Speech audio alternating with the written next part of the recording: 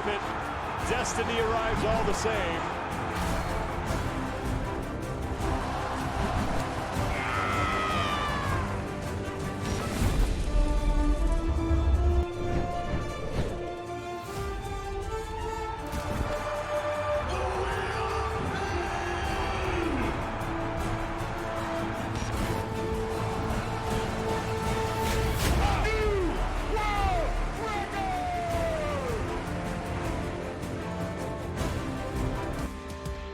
Austin, Texas, the capital of the Lone Star State, but tonight it is the capital of the strength world as the Rogue Iron game comes to town for the live announcement of 20.1, the first workout of the 2020 Reebok CrossFit Games season. Thanks for being with us, everybody. I'm Sean Woodland with Margo Alvarez, Dan Bailey, and Chase Ingram. This is just the first of 5 open workouts that the community will be facing. We have nearly 30 sanctioned events, and then we get to the CrossFit Games, so a lot to really sink your teeth into here, but what are you looking forward to the most?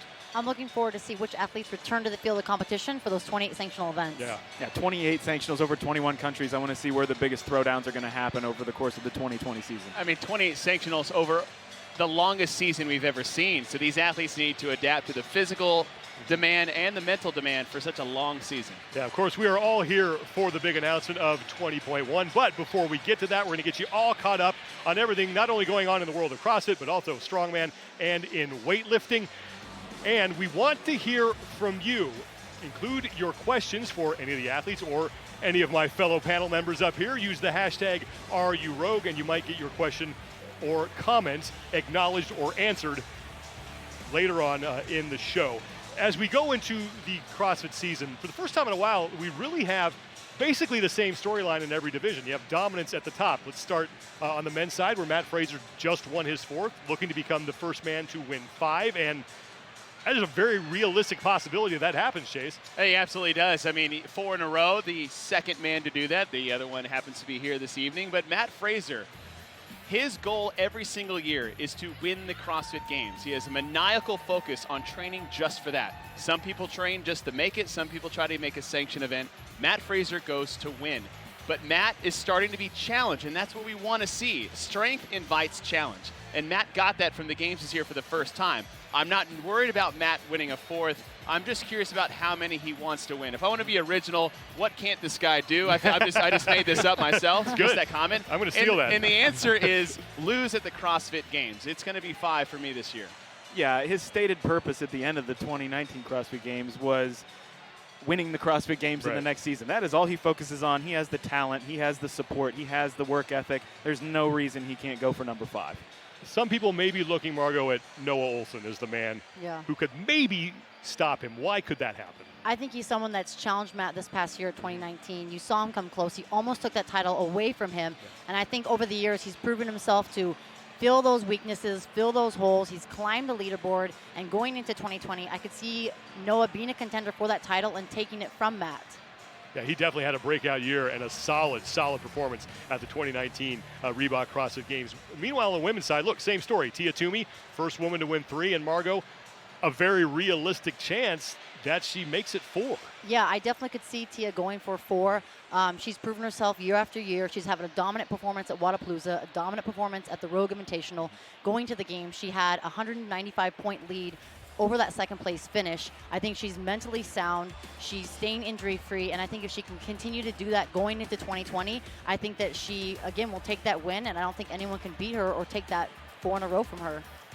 Let's not forget, though, that the women's field is widely regarded as being very packed at the top, and this season, looking at some up-and-coming stars and some veterans who might be able to keep Tia from winning 4. Yeah, one name right off the top of my head is Kristen Holte. She had an absolute breakout year this year, taking second only to Tia, who's been one of the most dominant females we've ever seen. But the other name I'm looking for is Haley Adams, Rookie of the Year this past year. She took 6th at this year's CrossFit Games. One of those girls that you have to keep an eye out for, only 18 years old, one of only 4 women to finish at that first cut workout among an absolutely stacked field of competition. She does need to work on her strength. She failed to make the first barbell in the clean and jerk ladder. So I need to see a little bit more from her. I need to see how she does in this open. I need to see how she does over the sanctional season. Can she get back into the top 10? in the 2020 Reebok CrossFit Games.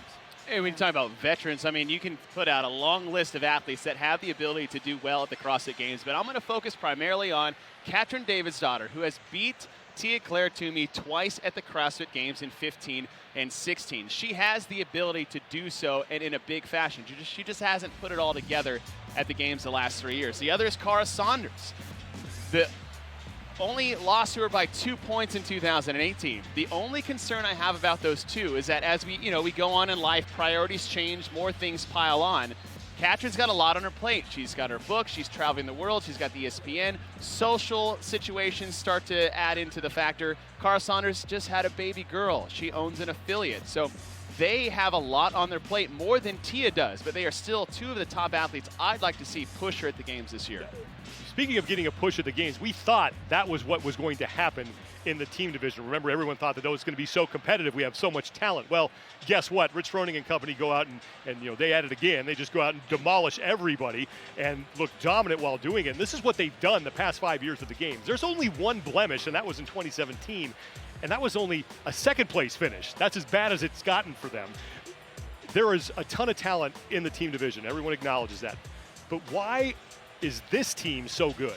A couple reasons why. Number one, right off the bat, is that talent aside, it's still Rich Froning running CrossFit Mayhem's team. He's built a culture. He has built a following of what it means to compete for CrossFit Mayhem. And the other one is just their overall dominance, I feel, has changed the landscape every time it's happened. When we've seen a most dominant team, there's been a change on the field. But if Rich is always there, it's hard to say that someone's going to beat him at the Games again. Yeah, and their team is exceptionally well at making adjustments. We saw in the 2019 season they didn't have the best showing at the Wadapalooza Sanctional, also didn't finish as high as they wanted to at the Rogue Invitational, made some adjustments to the roster, and they really have their pick of the litter when it comes to making replacements. Because of that track record of dominance, everybody is lining up to jump on that team.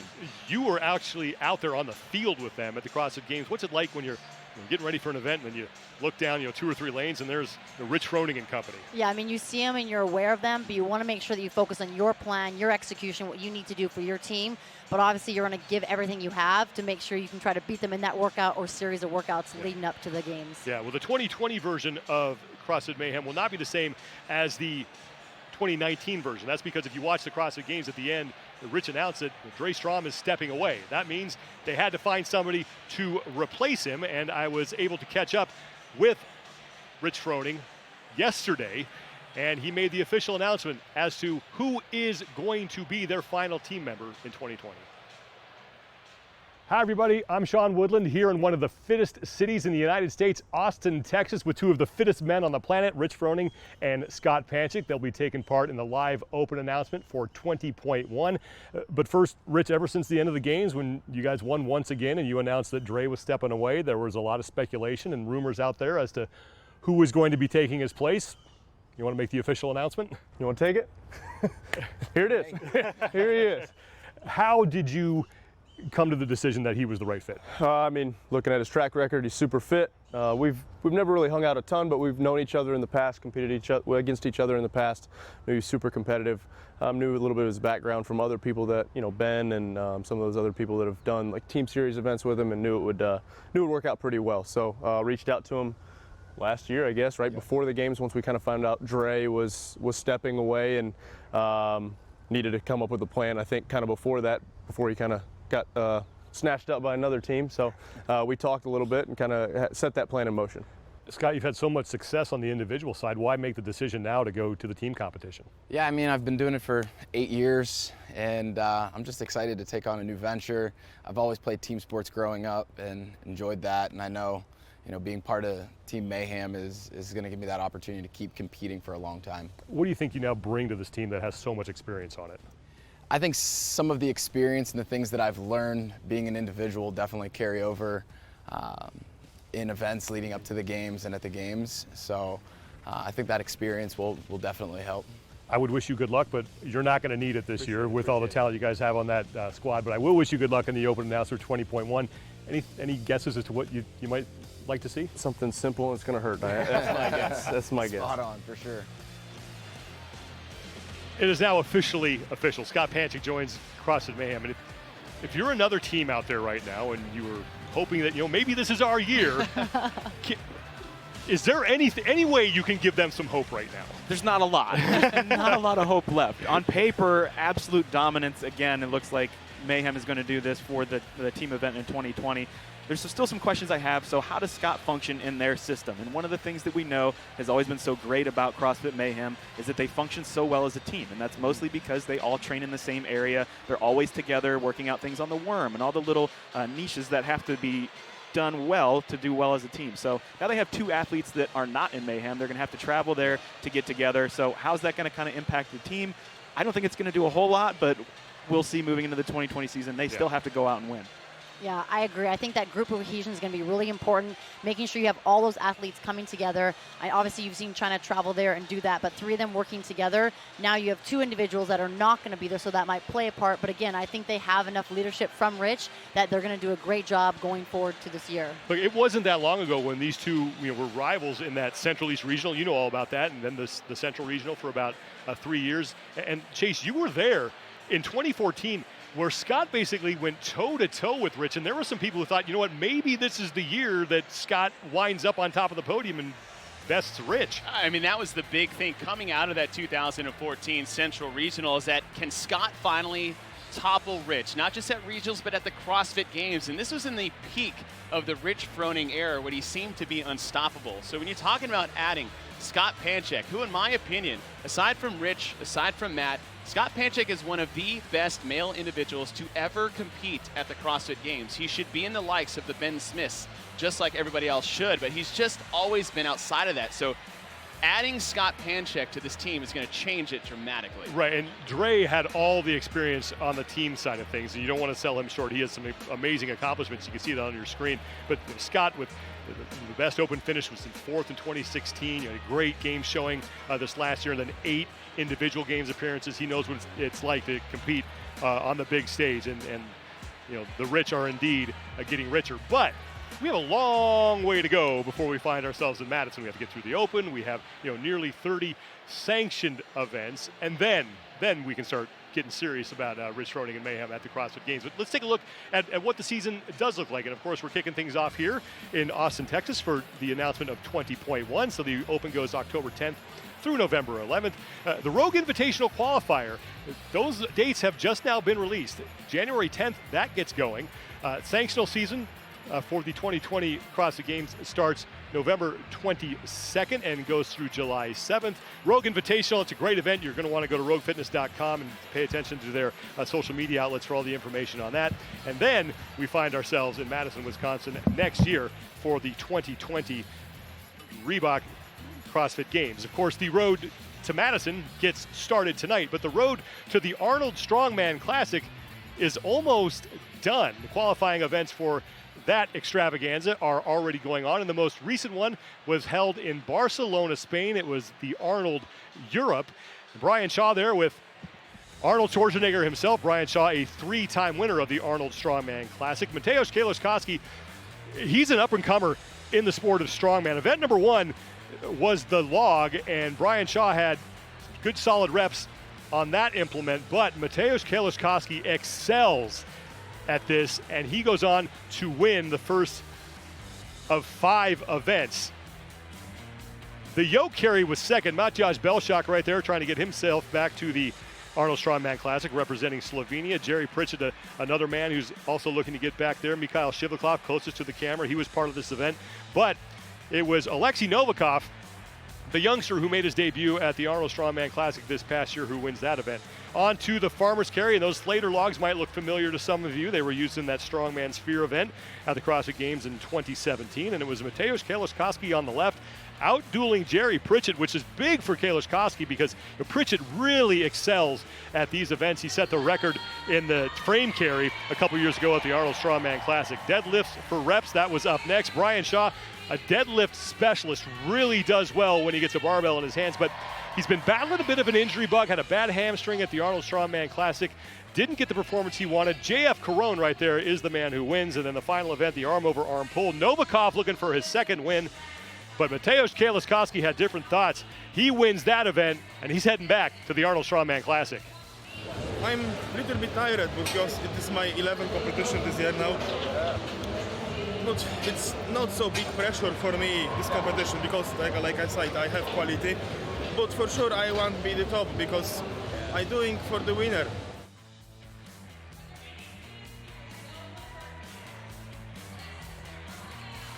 Five events, and Mateusz Kaliszkowski wins 3 of them. Alexei Novikov takes the yoke walk, and then Jean-Francois Caron out of Canada, he gets the event win in the deadlift 4 reps. And Kaliszkowski needed to win that last event because the margin of victory that he had in this event was only 2.5 points over Alexei Novikov. JF Caron, another guy who won the event, finishes 3rd, followed by Mikhail Shivlikov and then Jerry Pritchett in 5th place, the highest finishing American. Being joined now by a man who did not compete at that event but was a judge. You may have noticed him in the screen. He finished 2nd at the Arnold Strongman Classic in 2019 and won the Arnold Strongman USA in January. Also recently crowned the world's strongest man. Martins Licis, how you doing, my friend? I'm great, and if you guys were just, of course, watching that video, you'll see that I was refereeing. You were. Forget Mateusz, my refereeing was on point. That's what was really you look solid there. with that down signal. Absolutely. You can't teach nailed that it. skill. Now, you didn't compete at that event. You have one more chance now to qualify for the Arnold Strongman Classic. That's in Santa Monica in January at the Arnold Strongman USA. What are your plans for that event? What was that? What are your plans for that event? Will you be competing? Oh, absolutely, I'll be competing. And I'm right now I'm recovering from a little nerve pinch on my right shoulder that's been shutting off my strength in my tricep and my lat. But I've been doing a lot of rehab over the last month, and it's my strength is coming back pretty fast, and I'll be ready to dominate that show yet again. And you won that event last year. How did that set you up for the success that you had in 2019? That's such a good question. Well, that show had basically the same events or very similar events to the one in Arnold, Ohio. So it was a good place to test my strength, especially against Mateusz. You know, again, forget that guy. So I was able to beat him there in Santa Monica. So I knew I was going to be able to at least place top 3 in Ohio.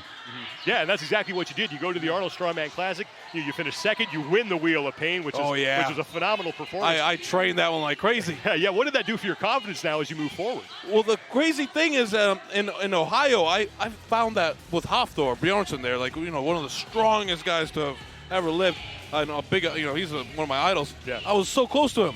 And everything we did, and I was only like he had 40-something points. I was only 4.5 points behind him, and that kind of lit a light bulb in for me that I from there on knew I could win.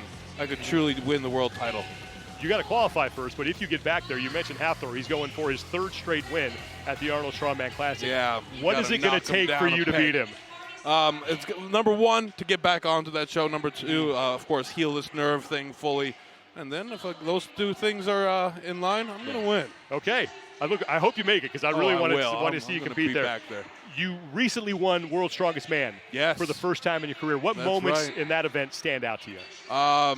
For me, because I knew like halfway through the finals that it's going in my favor, that the points are stacked in such a way that if I don't mess up, I'm winning this. But I didn't want to pay attention to that. You know, it's not over until it's over. So for me, even on the last event, I was way ahead of everyone else. But I knew if I slip on these stones, I'm not winning this. So right as that last stone, the 460-pound stone, the 5th stone in the series, went up on the platform, to me it was just like a lifelong goal, a childhood dream come true. And we just saw the video of you setting the world record in the rockover squat, and that was in front of a CrossFit crowd. That was at the Rogue Invitational. A little bit different than a strongman crowd, but what was it like competing in front of these knuckleheads? I mean, just fantastic. I mean, phenomenal. What a great crowd, and I just love how many just fit people there are, fit, strong people, just being surrounded by such a great energy.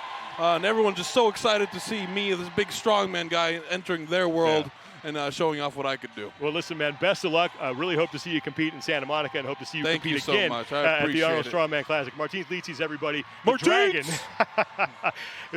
Like I said, we're running out of time to qualify for the Arnold Strongman Classic. There is only one event left on the Arnold Strongman qualifying season, and it takes place in Santa Monica. That is January of 2020. The Rogue Iron Games is going to be there for that. Then the Arnold Strongman Classic, that'll take place in Columbus, Ohio in March. We have a competition to talk about, though, tonight, and it's between guys who will be teammates, Rich Froning and Scott Panchik. Let's send it down to the competition floor where Dan Bailey is with the 2 members of CrossFit Mayhem. All right, like Sean just mentioned, I'm here with the 2 new members of CrossFit Mayhem, or 1 new member and 1 old member. Rich, can you tell us a little bit about how Scott came up as one of the guys? When did the conversation start? When did you ask him to be part of Team Mayhem? Yeah, so Dre kind of let us know that before the games that he was thinking about, or was definitely not going to compete the next year. So I'd rather not compete against Scott, and I'd kind of heard some grumblings that he'd maybe thought about going team. So I tried to lock that up as soon as I heard. So. And Scott, what was your first reaction when you received that phone call, that text message, that email? It was a great feeling. You know, Rich and his team have accomplished so much in this sport, and to just be part of that, I'm really excited about that opportunity. And Rich, do you guys know when your first sanctional debut will be with your new team member? We're looking at strength and depth end of January. Once the Mayhem Classic is actually a couple weekends before that, so once we're past that, we'll head out to London. And Scott, last question to you. Is individual competition done? Are you team for life? What do you think right now? Definitely team for this year, but I'd like to mix things up maybe at least once as an individual this year too. And Rich, everyone expects you guys to win this year, especially now, adding this powerhouse to my left. Does that add more pressure to standing on top of the podium in the 2020 season? No, I don't think anybody adds more pressure other than ourselves. I think, you know, we want to win, and that's the game plan every year. So I don't think any external pressure is added. I think it's always the same. We do it internally. So. Thank you, guys. Sean, back up to you.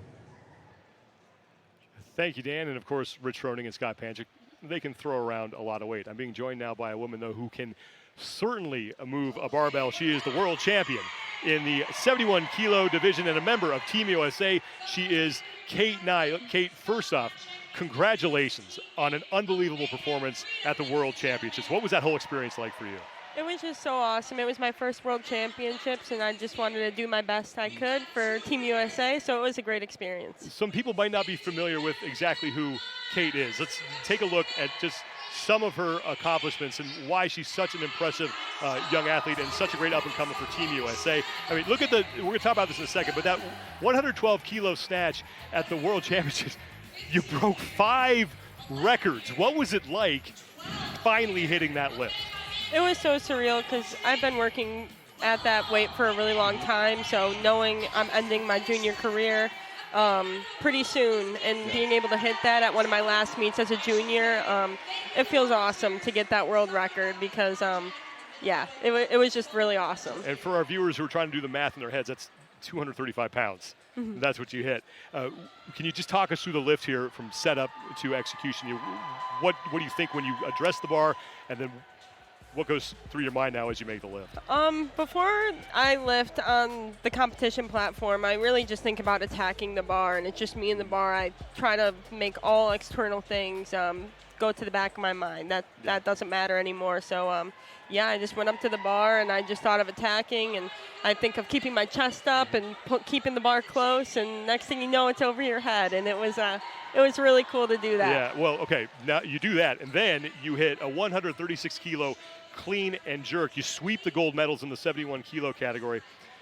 When you're on that big of a stage, what's it like lifting in front of that many people in such a pressure-packed situation?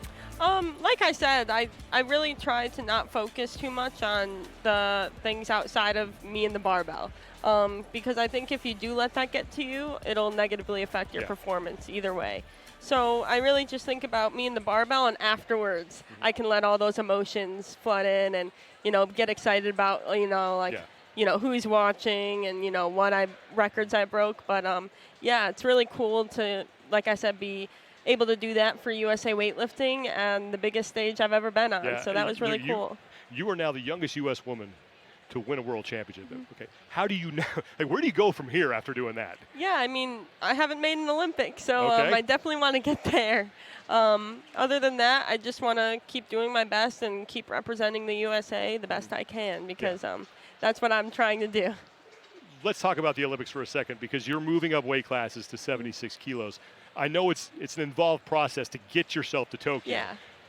What do you have to do to get to the Olympics? Yeah, so I need to move up to 76 kilograms, and 71 is not an Olympic class. So I'm going to do that, and 2 of the 3 periods are almost done. So we have 1 more period to compete in. So I'm almost done. I just need 1 or 2 more competitions, and hopefully I'll be in Tokyo next year. So yeah. Your name is certainly familiar to the weightlifting world. Maddie Rogers is a name that's familiar to both the weightlifting world and the CrossFit world. Yeah. Your teammates, but you then compete against each other. How do you help each other out in those situations? Yeah, I think, especially at Worlds and Pan Ams and places like that, it's usually me and Maddie at the top. So it's really helpful for our coaches and, the team leader for USA Weightlifting to be able to use each other to maximize each other's performances. So, the coaches aren't thinking, okay, like Kate against Maddie. It's how can we make USA Weightlifting do the best together? So that is very helpful, and I think we push each other to make each other better. So I think it's great for us. The sport of weightlifting really has grown in popularity recently. How do you continue to do that, and not only do that, but also get more women involved in it? Yeah, I think that CrossFit actually has done great things for weightlifting and making sure that we can keep integrating CrossFit and weightlifting. I think that'll be great for both sports. Yeah. In women, I think we just need to keep putting out, media and showing that women can be strong and women can put a barbell in their hands, and it's totally okay and normal. And yeah, I think it's great. It's going well. Yeah, well, Kate, again, congratulations on all your accomplishments so far. Fingers crossed that you wind up the Olympics, because I know everybody here in the United States really wants to watch you on the big stage in Tokyo. So best of luck to you. Thank you, Sean. We have been monitoring your questions in the comments section, and we are going to send it down to Chase Ingram and Margot Alvarez to field some of your comments and questions here on the Rogue Iron Game. Hey, thanks, Sean. Thank you for your questions all afternoon. Margot, I'll start with you. Is that you haven't got to do one of these open announcements over your individual career, but what is it like being here in Austin, Texas, out here in the lights as an individual? How do you think they're feeling in the back right now? I think they're feeling really excited, really amped. I think the crowd here is amazing. Austin's incredible. I love it. Yeah. It's been incredible being here this past day, so I'm excited to see the two guys go after it.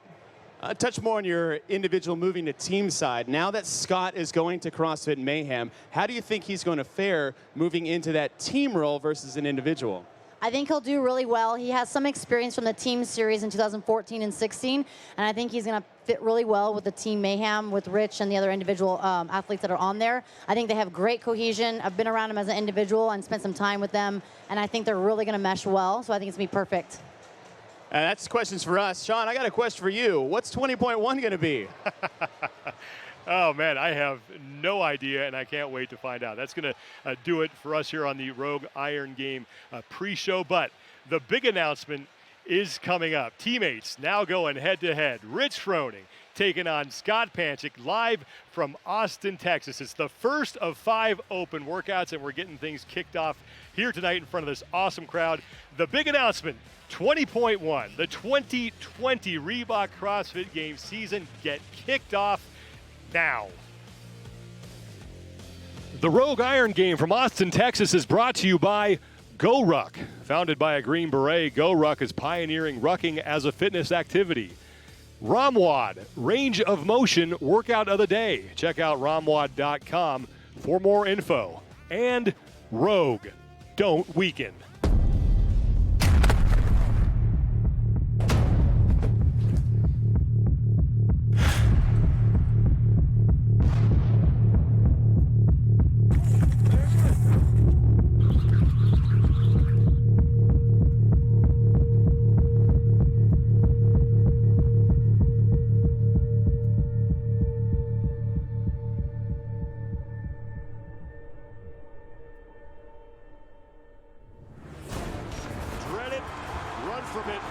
Destiny arrives all the same.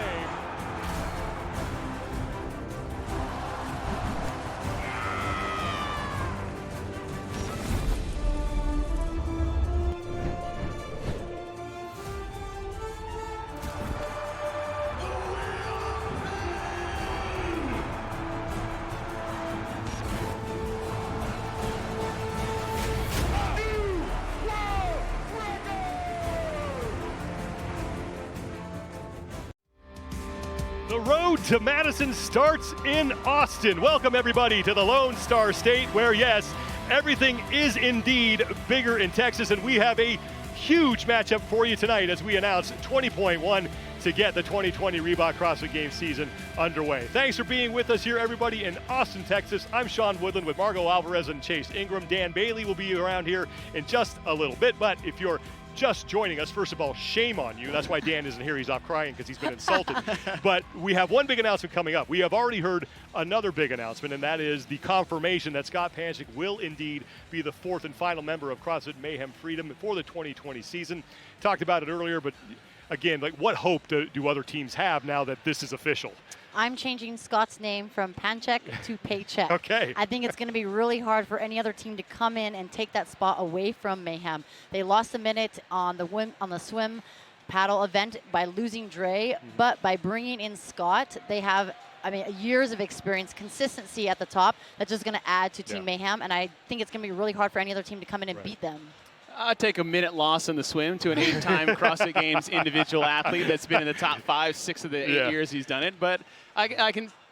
We were talking to Dan. He said, on paper they look unstoppable. I don't really see a hole other than the connectivity and the continuity that Mayhem has. That is their biggest strength as a team, is their ability to work together. How Scott's going to fit into that, only time will tell. But for right now, they look like the next 2020 Games champion. Yeah. They will be teammates eventually, but tonight, their adversaries are going head-to-head in 20.1 for the official announcement of the first workout of the 2020 Reebok CrossFit Games season. Here's Kiki Dixon. A lot of familiar faces here in Austin, Texas. We've got the athletes, we've got the judges, we've got the crowd. That's right, Austin, yeehaw. And now all we need is that workout. So, 20.1 is 10 rounds of 8 ground to overhead. Okay, I like that.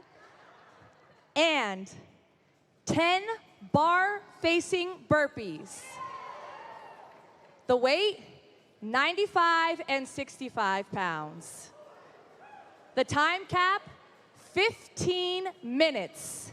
So 20.1 is 10 rounds of 8 ground to overhead, 10 bar facing burpees, 95 and 65 pounds for the weight, with a 15-minute time cap. So Rich, you've done a lot of these open workouts, open announcements. What are your initial thoughts on this one? It's gonna suck. Fair enough, fair enough. Already have some strategies in your head? Not really. I think it's just pretty straightforward. Yeah, just grip and rip and jump over that bar. Get down and get up. A sweet little couplet here for you, Panchik. What are you thinking? What do you like about this event? I mean, I used to be a wrestler, so burpees are usually pretty good for me. I'm excited about falling down, standing up quickly, and hanging with this guy for the next 15 minutes. Thanks, guys. You're free to go warm up. Now let's have some fun. Thanks a lot, Kiki. So 15 minutes, 10 rounds of 8 ground to overhead, 95, 65, and 10 bar facing burpees. You guys are just hearing this, just like everybody else. We're going to think about it for a minute, and then get into it a little more in depth later. What first went through your head when you heard the whole workout? 100 bar facing burpees. Ooh, so why'd you have to do that math? I know. Oh, man. I was hoping it's like, please be more. This is too short. It's going to hurt so bad. Yeah, this is one of those workouts you look at. It's like, you could stop. But why would you? Exactly. Yeah, we know the men who will be competing. Let's meet one of the men who will be keeping them honest. Dan Bailey is with one of the judges, and I'm pretty sure you all are going to recognize this guy.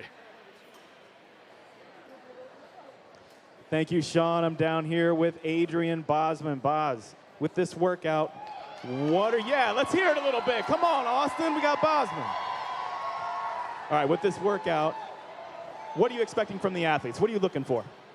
Well, I think they're going to be moving fast on that ground to overhead, so I want to see a real clear lockout. And this year, we got to see a 2-foot takeoff on the burpee like we've done in the past, so that's important. And if they touch the bar on the way over from the burpee, they have to do the whole thing over again. So those are the big 3 I'm going to be focusing on from them. Okay, little wrinkle we see in the workout. I took a look at your sheet after it was announced. The word ground to overhead. Can you do a little more explanation as to what that means for this workout? Yeah, so in this workout, the athletes have a choice. They can do a snatch, they can do a clean and jerk. It's up to them, any style, to get that bar from the ground to the overhead lockout position. So I think with these guys, you're going to see them come out the gates hot with snatches. For the rest of us, I think it's going to be a little bit of a combination when we start to get tired. And obviously, we've got 2 professionals down here, but are there any things that you go over with the athlete before we actually start the event? Yeah, exactly what we talked about before. Just making sure that with a movement that's moving as fast as these guys are going to be doing here, that lockout position is solid every time, and that they're clearly getting over the bar on every burpee. Thanks so much for the questions, Adrian. Sean, back up to you at the desk. Thank you, Dan, and thank you, Boz. And Chuck Carswell will be the other judge, and guy with a ton of experience. Yeah, so everyone's going to be on their P's and Q's for this one. So you've had a little time now, just a couple minutes to think about this. Margot, I'll start with you. First off, what's the crux of this workout? I mean, like I said earlier, 100 bar-facing burpees. I think it's going to be finding that pace from that first round and see if you can maintain that to round 9, and then see if you can pick it up for that last round. Again, 100 bar-facing burpees, 80 ground to overhead. It's going to get spicy real quick. This is straight pain cave. Yeah. That's what it is. And that's why I wanted to see more. I was like, okay, 8, 10. And that would really suck if that was it. What's the 12? Please be Cal Row. Please, no, it's not Cal Row. That's just what this event is. And when you look at it, it's like for these athletes, unfortunately for them, it's not heavy enough for it to really be a slow grind-out event. It's 95 and 65. Yeah. It's power snatches, muscle snatches, grip and rip, and get over the bar. When you got someone like Rich and Scott going together, I mean, these guys are basically clones of each other in terms of height, weight, and ability. Yeah, well, so let's get into that. Only 2 movements. Let's start with the bar facing, or start with the ground to overhead.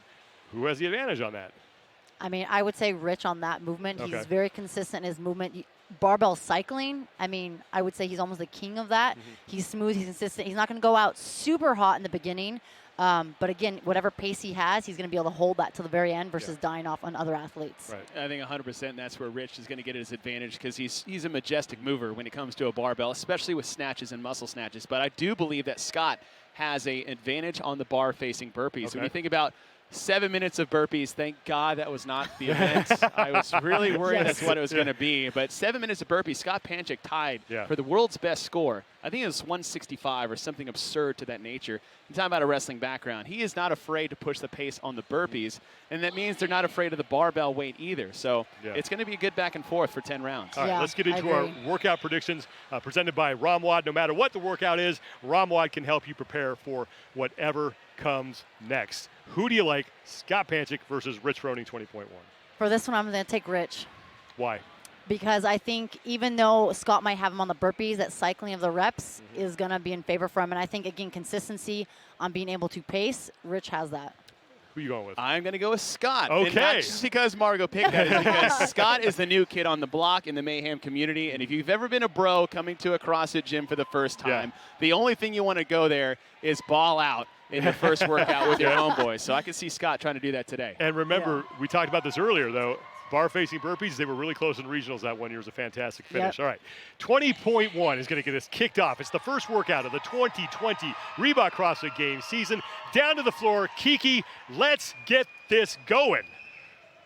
3, 2, 1, go. Ladies and gentlemen, it has begun. It's 10 rounds of 8 ground to overhead, 95 for the men, 65 for the women, then 10 bar-facing burpees. This is round number 1 for both of the athletes. 15-minute time cap. What I really like to see right off the bat is the pace at which they came out. We said this was going to be fast, it's going to be dirty, but both Scott and Rich were actually doing a small power snatch. That means they're getting underneath the barbell at the top of the lift, as opposed to what I'm 100% sure what Travis Williams will be doing is a muscle snatch with zero technique. But this is not a really technique-dependent workout when you talk about the skill level. However, doing that power snatch and having that efficiency is going to pay off big towards the end rounds. Both men now in round 2 of 10. We'll try to keep you updated on how much time has expired here in the event. Again, it's a 15-minute time cap. There's your game clock through now minute 11 and counting as Rich Froning and Scott Panchik going head-to-head. I think this is the first time we've seen Rich in an open announcement since 2015 when he went head-to-head with Matt Fraser, and that was in Boston. It's been a while, and, you know, something unique to this open announcement for both Rich and Scott is that these actually don't matter for them in terms of what they're doing this year. So, you know, going team, you don't qualify through the open anymore. You have to do it through a sanctioned event. But it's good to see Rich out there, especially with his new teammate, Scott Panchik. But what I've noticed is that it's a little bit more of a conservative pace for these athletes than I thought I would see in the first couple of rounds. And I think you got to take notes when it comes to that, because like Margot said, 100 bar facing burpees. How about 80 snatches at 95 pounds? That's a big volume number for that weight. Scott Panchik starting round 3 of 10, just ahead of Rich Froning as he gets to work on his third set of 8 ground to overhead with that 95-pound barbell. And now it's his third set of 10 bar facing burpees. So far it's Froning and Panchik neck and neck. And I mentioned this really quickly before we got into the event, but you were there again in 2014, and everyone, if you were a fan at that time, remembers the finish that these two had on their final burpee, jumping over onto the finish mat. And it was Scott Panchik that actually ran Rich down when it was the bar facing burpees. It was strict handstand push-ups, front squats, and bar facing burpees, descending all the way down to 3 repetitions. But Scott's advantage for me in terms of his physical talent is the burpees. If you look at him on this next round of snatches, Scott's efficiency versus Rich Froning's efficiency on the barbell, it will add up as it moves on. Now, Scott has a 1-rep lead on Rich. Just look at the technique style. Rich has a very quick speed through the middle and lockout, where Scott has a bit more of that pull and push of the lockout. When we're talking about 80 reps at 95 pounds, I would like to see what that looks like in rounds 8, 9, and 10. This is the 4th of 10 rounds, and both athletes are through their 8 ground to overhead. And as you heard Adrian Bosman say, if they hit any part of the barbell on the burpee, they have to do the whole thing over. It's not like they have to redo the jump. Exactly. That's a big change this year, because if you hit the bar, you either pretended that it didn't hit the bar and kept doing burpees, or this time that extra burpee you did, now you have to do the complete thing and not the jump over.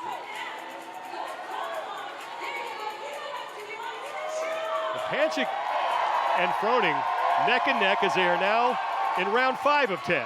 Back to the barbell for 8 ground to overhead. 3 minutes, 30 seconds gone by, 15-minute time cap. That wide stance that Scott has with his feet, and that's giving him the ability to not having to waste time moving his feet from start to finish in terms of the repetition. Rich is the same way, but he always has a traditional narrow stance when it comes to his lifting. Panchik is done with that 5th set of 8 first, just slightly ahead of Rich Froning, but this was basically the case in the last round, and Froning was able to catch him on the burpees as the two are still neck and neck as we are now through 4 of the 15 minutes in this 10-round workout.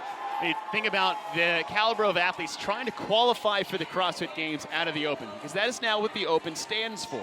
It stands for the top 20 worldwide overall international champions. When you're talking about those caliber of athletes, it's not the snatches that's going to separate the two. It is going to be the burpees. They just take longer to do, and they're more demanding on the body.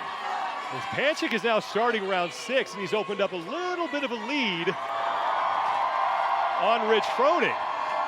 6 of 10 rounds for Panchik. Now Panchik has got a good chunk of that set of 8 done, and now Froning just on the right of your screen, you can see his barbell moving, getting to the barbell after Panchik. Now Scott Panchik with a lead, a good lead here in round 6. Now Rich's bar is moving, but it's also moving very well counter to what Scott's is. Now Scott's isn't moving bad. It's just, you know, when you're standing next to Rich Froning, what are you supposed to say?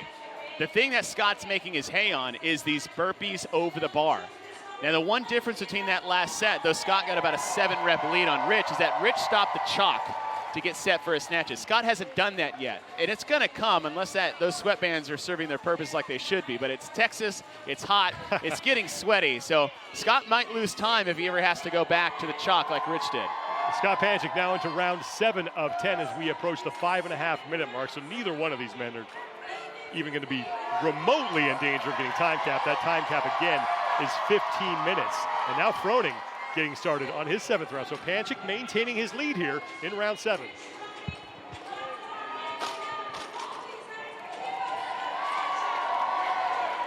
Panchik now to his 7th set of 10 bar-facing burpees. When he's done, he will have completed 70 of these. We're not even done yet. And it's only been 6 minutes when you're looking at the clock. And this is, like I said before, if you want to win the event or you want to do the best you can, it's going to be during the burpees. You want to be smooth and efficient on your bar. And listen, they're doing power snatches. You can do clean and jerks. If this weight is too heavy for you to muscle snatch or power snatch, if you hang on to the bar at least and never put it down, clean and jerks is an easier movement to do. So when it comes down to the burpees and you're getting tired, don't be afraid to switch it over to that other movement. Yeah. We're into round 8 number now as Scott Panchik still maintaining that lead over Rich Froning. Froning has just finished round 7, chalking his hands, and he'll get to the barbell to start his 8th set of 8 ground to overhead as Scott Panchik has basically been on the same pace throughout this entire workout, and now his 8th set of 10 bar facing burpees, approaching the 7-minute mark, so not even halfway to the time cap yet. The one thing I do like that they brought back, they had gotten rid of about 2 years ago, is the step up from the bottom of the burpee. You have no idea how much easier that makes the movement to do. And so being able to lay down and step up from the bottom, a lot of people don't know how to do actually that technique. It seems very simple when you look at it, and it is. But the technique, if you look at Scott on the left, is to hit your chest to the floor and step towards the bar right from the bottom, as opposed to try to jump up and then step. 2 rounds remain for Scott Panchik. He is now in round 9 of 10, and he grabbed this lead in round 6, and he's been able to maintain it so far. Is it really wise to beat your boss? Well, I mean, no. Short answer. CrossFit Mayhem may be looking for another teammate after this event. Like, congratulations, I'll see you never. Panchik into his 9th round of burpees as Rich Froning is still on the barbell here in round number 9 as we now have 8 minutes past. 20.1. Panchik looking to close out round number 9, 5 reps to go. Adrian Bosman on the left of your screen, his judge.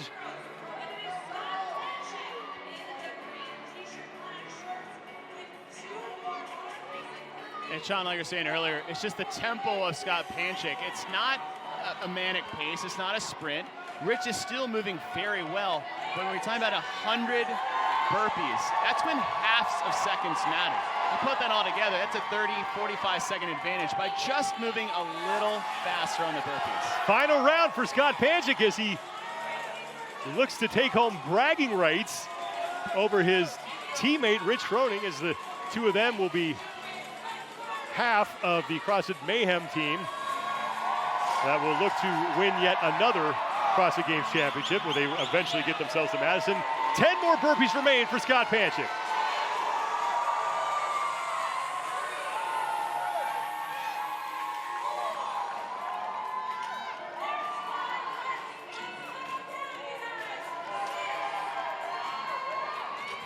Panchik can see the finish line now as Rich Froning is on the barbell for round 10. 1 for Panchik, and he's going to take 20.1.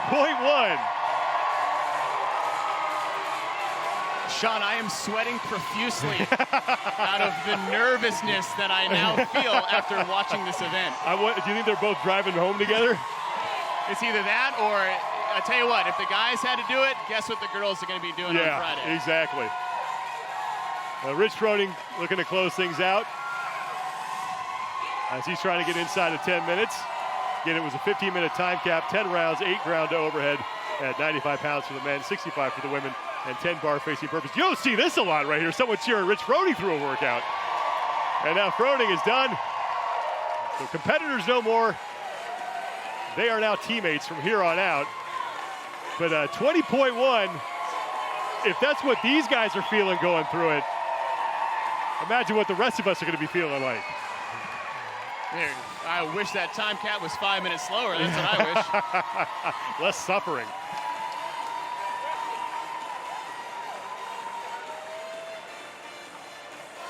So Scott Panchik and Rich Froning, I think, giving the crowd a good battle here. Now discussing some strategy, but it was Panchik, again, who grabbed that lead in round 6.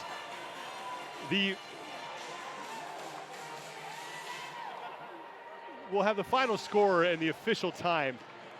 We'll have that after the break. We're getting that officially tabulated for you, but we do know that Scott Panchik does best Rich Froning.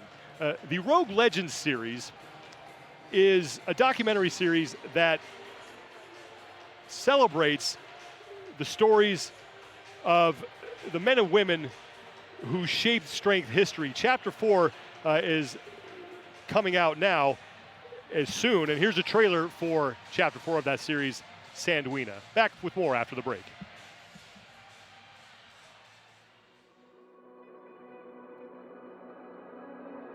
When we talk about people as legends, we have mythic legends from the distant past. Babe Ruth is clearly a legend in baseball. And in our own field, in strength, whether it's weightlifting, powerlifting, bodybuilding, as we go forward, we discover that there are people whose stories transcend their time. I think in Sandwina's case, she is clearly the most significant woman figure from the past. Katie was normally advertised as the strongest and most beautiful woman on earth. When she was young, all accounts are is that she very quickly was stronger than the boys her age and stronger than young men her age. And the more she trained, the stronger she got. She's not faking it. She is actually lifting 2 guys. So the story that introduced me to Katie Sandwina was at her size, she would actually, pick her husband up and press him overhead. And besides the fact that that's just cool, trying to maximize overhead press is one of the things that I'm constantly trying to work on and having this conversation of like what's really possible. Can a woman do a body weight or above dumbbell press? Because of what she did, that kind of set a marker that was possible. Her son, Teddy, a big man, weighed over 200 pounds. There's a wonderful photograph of her holding him over her head with one hand. No tricks, and it seemed to have been casually done. At a certain point, she and Max bought a bar and restaurant in Queens. Max did the cooking at the restaurant, and Katie tended the bar. She was also supposedly the bouncer. She would sort of pick up some small guy and throw him outside if there was trouble. There's a beauty in strength, and there's a beauty in being able to express yourself as who you are. And Sandwina, if she emphasized that part of her character and that part of her appearance, then instead of people turning away in horror, they would actually start to respect her. And her multiple achievements in the circus, demonstrating her strength over this long period of years, makes her, I think, a figure who really does reserve our respect and our admiration. And I also think she's kind of a great role model for us. She was indeed one of life's true wonders.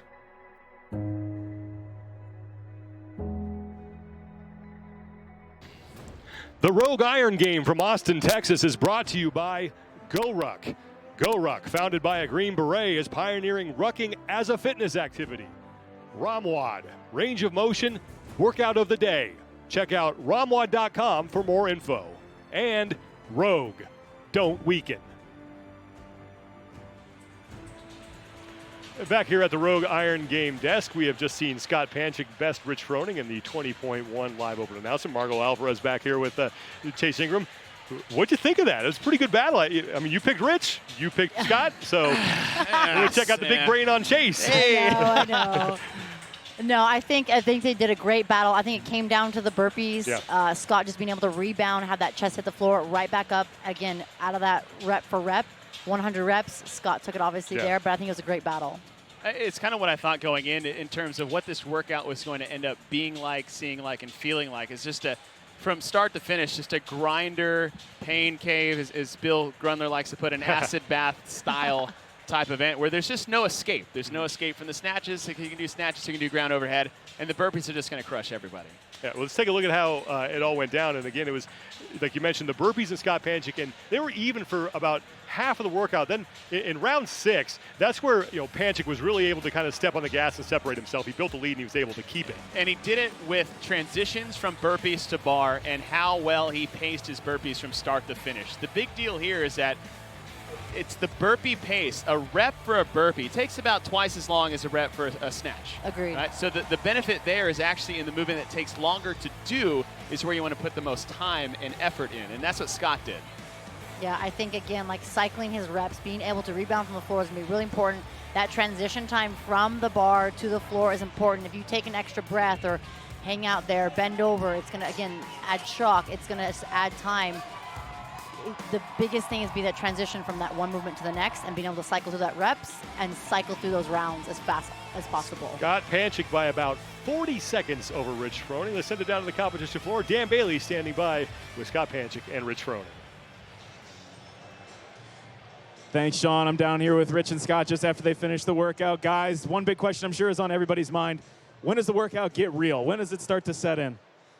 It set in right around round 2 or 3, believe it or not. For you, Rich? Agreed. Yeah, it was bad from about 2 on. 2 seconds to go on, yeah. Between the two movements, the ground to overhead and the burpees, which one did you guys put more emphasis on as you were marching through the rounds? I was just trying to survive both, really. Just try to hang on to that bar while I was snatching and then just try to move on the burpees. Yeah, I was just trying to think about being smooth and then having quick transitions to pick up the bar. Any other advice to those at home who are about to do this tonight or they're about to do it tomorrow, this weekend? What would you guys have to say to them? I would tell you to maybe pick one of the movements to try to move on and the other one to try to recover on. So if it's the barbell, take a little breather before you pick it up. If it's the burpees, maybe step up and extend and get some air. Yeah, I think for sure it's minimize your transitions. You know, Scott was a lot quicker getting back to the bar, maybe slow a little bit down on the burpees, but get back to that barbell quick. Now, this was your guys' first time going back head-to-head with each other for a while. What was that like under this atmosphere, under a CrossFit Games open workout? How did it feel to get back at each other a little bit in some competition? It was like a flashback. I think the first few rounds we were pretty synchro, and I was like, oh, man, this is going to hurt way worse than doing it at home by myself. Yeah, he kicked my butt, so it was fun. It's fun to be out here. The crowd was great. Everybody was energetic. Gave you that extra little boost. Every time you wanted to stop, they'd start cheering, so it was good. It was fun. That's great, guys. It was fun to watch. Sean, back up to you. Thank you, Dan, and we certainly appreciate Scott Panchik and Rich Froning for putting it all out there for our enjoyment tonight. A whole bunch of people now are going to go after 20.1. I mean, look, spots on the games are on the line here. This is a big workout. Who do you think are some names on the men's side who are going to smash this thing? I think off the bat, obviously you got to throw Matt's name out there because there's really nothing here that's going to trip him up. Noah Olson is another one of those guys who's very proficient in snatching, has one of those grinder-style type mentalities. But I want to say Roman Karenikov might be one of those athletes that you haven't thought about. And that guy is a bulldog of an athlete. Like, he will put his nose down and he will go as hard as he can. So I think Roman Karenikov might have one of the best times here in 2020. All right. What about on the women's side? I would say for the women, Tia Claire Toomey and Kristen Holte, those are the two names that kind of pop out in my mind. I think some athletes that would do really well would be Carrie Pierce. Yeah. Again, that cycle time, being obviously efficient on the snatch and efficient on the burpee. I just think those 3 names are kind of the 3 that pop out, and I can see those women going head-to-head on that. Good call on Pierce and Karenikov. I think, definitely keep an eye out for them. That's going to do it. We are now officially underway here on the 2020 Reebok CrossFit Games season. I want to thank our sponsors, Yeti, Froning Farms, and Erosti for helping us put on this event. I want to thank you for joining us here on the Rogue Iron Game. Of course, I want to thank Dan Bailey, Margot Alvarez, and Chase Ingram. Everybody out there in the truck working hard to bring you these great pictures and all the video that we showed you tonight. Have fun with 20.1. Have a great time in the open. That's it. We will see you next time. For Dan Bailey, Margot Alvarez, Chase Ingram, and our entire crew here, I'm Sean Woodland. We'll see you again on the Rogue Iron Game.